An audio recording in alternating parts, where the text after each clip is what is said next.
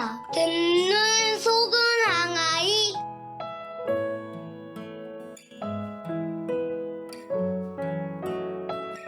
성부와 성자와 성령의 이름으로 아멘.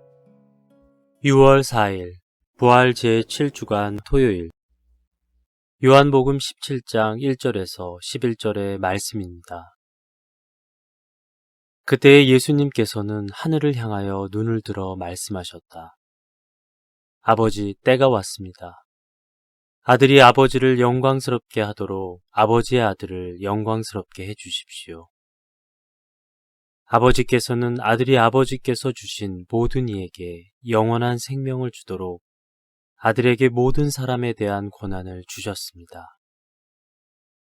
영원한 생명이란 홀로 참 하느님이신 아버지를 알고 아버지께서 보내신 예수 그리스도를 아는 것입니다. 아버지께서 저에게 하라고 맡기신 일을 완수하여 저는 땅에서 아버지를 영광스럽게 하였습니다. 아버지, 세상이 생기기 전에 제가 아버지 앞에서 누리던 그 영광으로 이제 다시 아버지 앞에서 저를 영광스럽게 해주십시오. 아버지께서 세상에서 뽑으시어 저에게 주신 이 사람들에게 저는 아버지의 이름을 드러냈습니다. 이들은 아버지의 사람들이었는데 아버지께서 저에게 주셨습니다. 그래서 이들은 아버지의 말씀을 지켰습니다. 이제 이들은 아버지께서 저에게 주신 모든 것이 아버지에게서 왔다는 것을 알고 있습니다. 아버지께서 저에게 주신 말씀을 제가 이들에게 주고 이들은 또 그것을 받아들였기 때문입니다. 그리하여 이들은 제가 아버지에게서 나왔다는 것을 참으로 알고 아버지께서 저를 보내셨다는 것을 믿게 되었습니다. 저는 이들을 위하여 빕니다. 세상을 위해서가 아니라 아버지께서 저에게 주신 이들을 위하여 빕니다. 이들은 아버지의 사람들이기 때문입니다. 저의 것은 다 아버지의 것이고 아버지의 것은 제 것입니다.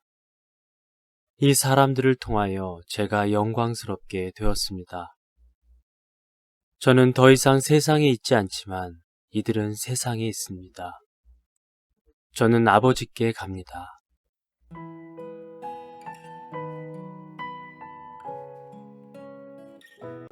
사제들은 인사 발령에 따라 소임지를 옮겨 다니는 데 익숙합니다. 그 훈련을 쌓기 위해 신학교에선 학기마다 짐을 꾸려 방을 바꿨습니다.